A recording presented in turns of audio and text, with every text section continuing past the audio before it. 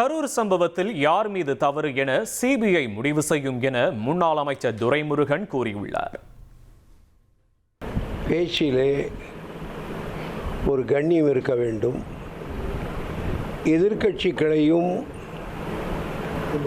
அரவணைக்கின்ற அல்லது அனுசரணியான ஒரு பேச்சு பேசுவதுதான் இதுவரையிலே முதலமைச்சர்கள் பேசியதை நான் கேட்டிருக்கிறேன்.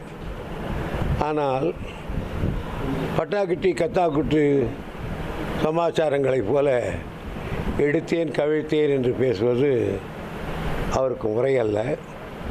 வெற்றி பெற்றவரெல்லாம் வீரர்கள் அல்ல என்று சொல்வார் கண்ணதாசன்.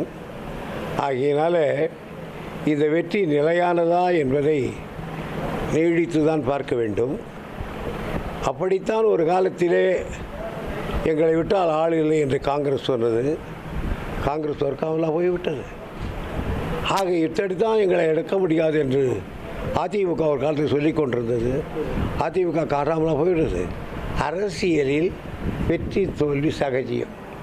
அது இரண்டையும் ஒன்றாக பாவித்து அடுத்த முறை மக்களுடைய மனதை கவருகிறவன் தான் அரசியல்வாதியை தவிர ஏதோ வந்து விட்டோம் என்பதற்காக, அதுவும் சொந்த பலம் அல்ல, ஊரான் பலத்தில் இருக்கிறவருக்கு இவ்வளவு தர்பார் தேவையில்லை என்பதுதான் என்னுடைய கருத்து.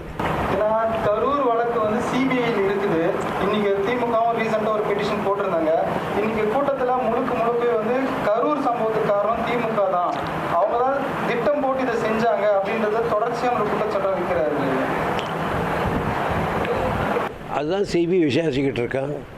திமுகவா அல்லது அந்த கட்சி பேர் என்ன, தாவேகாவா என்பதை நிறைய செய்யும்.